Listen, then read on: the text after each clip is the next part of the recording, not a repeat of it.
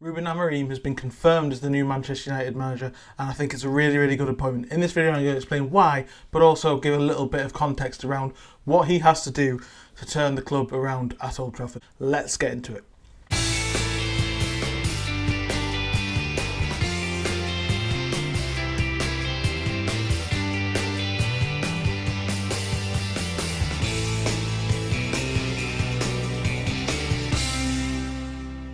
Hello and welcome back to another video on the channel.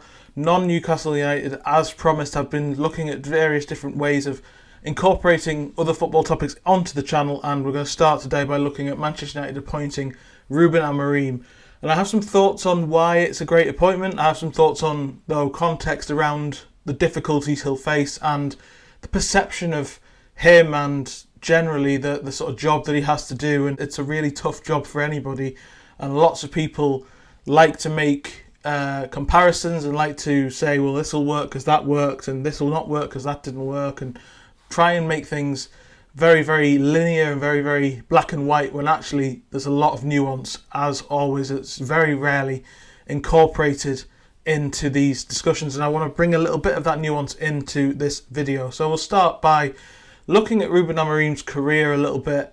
As I say, I'm not going to break everything down. I'm not going to give you loads of detail about it. This isn't a fact file. This is just my opinion on Ruben Amorim. But he's an ex-Portugal footballer, an ex-Portuguese international, and a really talented player. Played for Braga, went on to manage Braga, won the League Cup with Braga as well in 2020 before moving to Sporting Lisbon as coach in that year, winning their first title in 19 years. And then again winning the league title last season. I really want to start by touching on the perception of him and how he fits into Manchester United and what he brings that maybe another of the other 8 coaches, I think it is now, that have managed Manchester United since Sir Alex Ferguson left in 2013. On the face of it, he's very similar to Erik ten Hag, and I think this is a lot of why there's a sort of negativity and a worry or concern around the fact that he might not work, because I think it is worth pointing out that Erik ten Hag got a lot of the same fanfare. He came from Ajax, where he'd done really good work. He'd obviously gotten to the Champions League semi-finals in 2019, which is probably his crowning achievement in a big picture sense, with a lot of really good players like Matthijs de Ligt and Frankie de Jong. Moved to Manchester United with a real pedigree for quality attacking, possession-based football, a real student of the game, worked with Pep Guardiola at Bayern Munich.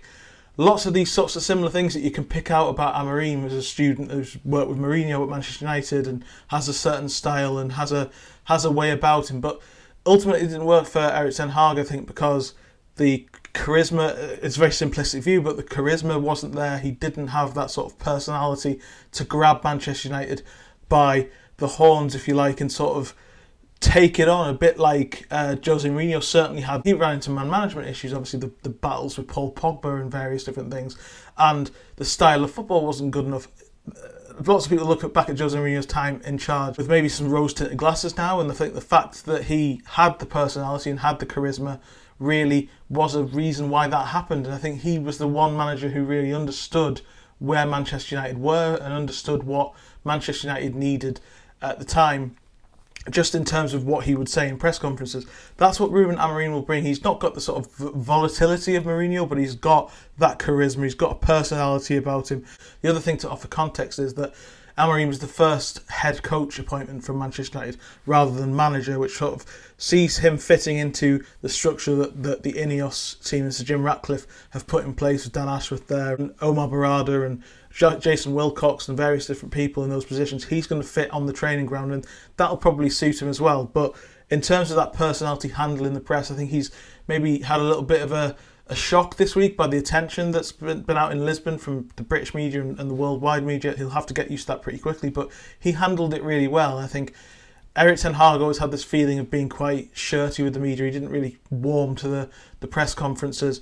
There's something different about Amorim who's very warm, but also I think the wider context about where football coaching is going these days. You see that Bayern Munich hiring Company, Chelsea hiring Maresca, Arne Slot going to Liverpool, that it's not about pedigree at the top anymore. It's about the ideology and the style and the approach and the the fitting into that sort of bigger, wider system. And I think that is why they've gone for Amorim at Manchester United, and I think that's why he perfectly suits the job in that sense, because he is able to do that. He is able to walk into that team and put a stamp on it automatically, but he's also incredibly tactically flexible. So he'll come in tactically with a 3-4-3 generally. And I think that really suits the Manchester United defence. You can get the best out of Harry Maguire, who can play in the middle of that three. Lisandro Martinez, Matthias de Ligt either side. That could really work. And then wing backs, obviously you've got Luke Shaw who could go in there.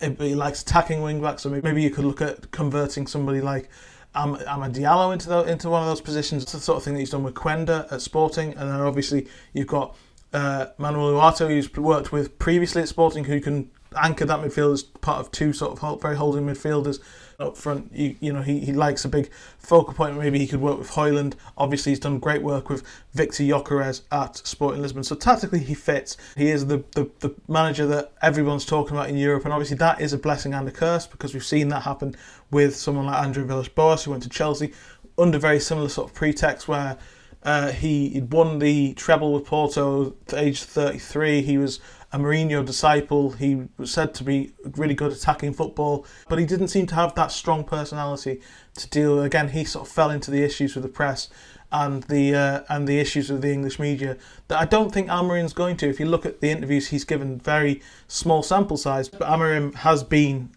really, really impressive with the media. It's less about Amorim specifically and more about the culture at Manchester United. If you look back to when Moyes replaced Ferguson, for example, in 2013, at that stage, it felt like a really tall order, a really difficult job. And it was, because he was taking over champions with a lot of expectations, and he hadn't really had the proof of... He had longevity at Everton, but he needed to step up, and it felt too big for him with what he tried to do, and it didn't work out. But replacing Ferguson is much easier than replacing Ten Hag for different reasons.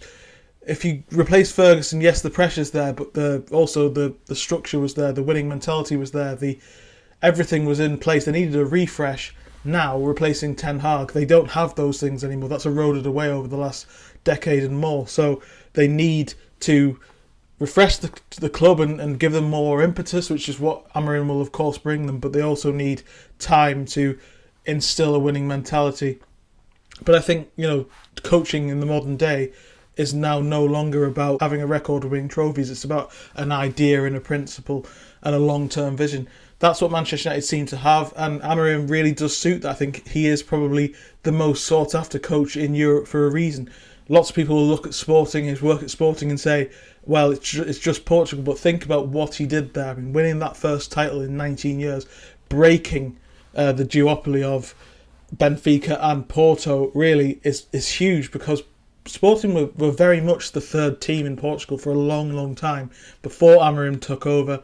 With Hugo Viana, who I've spoken about on this channel, he's going to Manchester City, another really, really smooth operator. That everything about Sporting has been really, really good in terms of turning over players and finding a system that works. As I said, tactical flexibility is a really, really positive thing for Amorim, something that Ten Hag doesn't have necessarily, or didn't have, and that was kind of the issue. But so I do think that Amorim is strong where Ten Hag was weak, in a sense, in terms of the flexibility, also the media relations side of it, and just comfortability and personality. I think that those two things are more suited to what Manchester United need. That's why I think he will be a success.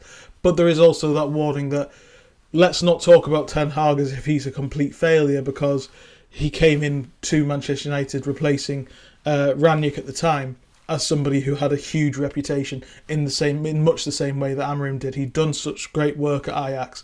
He had this style of play.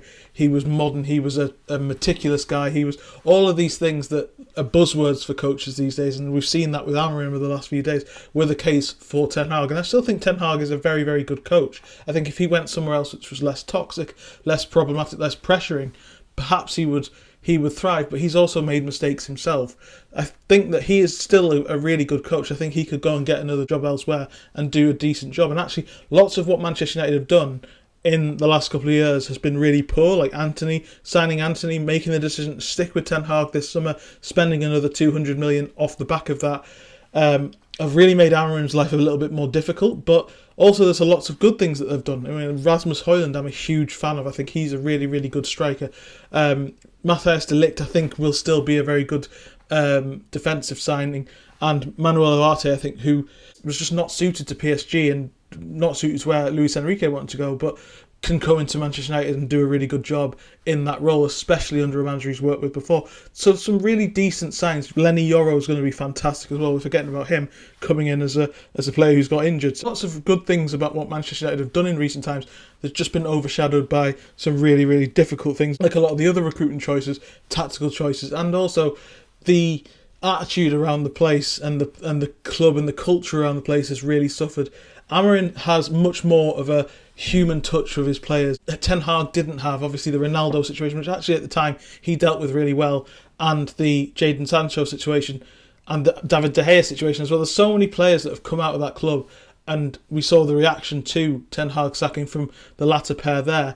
It sort of gives a bad impression, which is maybe not all his fault, but at the same time, that's something that Amorim has in his locker. So ultimately, I think this is a really, really good appointment for Manchester United. He is tactically one of the best coaches in Europe, one of the most up-and-coming coaches in Europe, the one that everybody has been linked with. Manchester City have been linked with. Liverpool obviously spoke to him before choosing Arne Slot. So there's lots of evidence that he is he's really ready for this step. I think he believes in himself as well.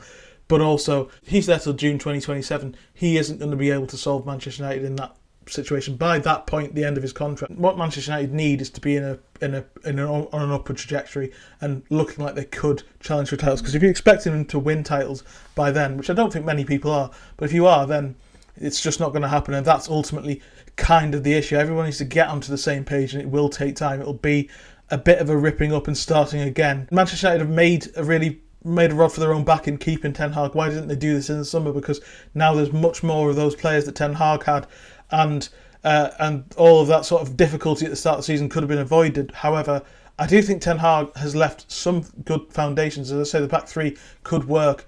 Midfield-wise, Ugarte coming in is already going to make a huge difference. Højlund's up front as well. I think there's a lot of good things in that spine that can help Amorim really settle in.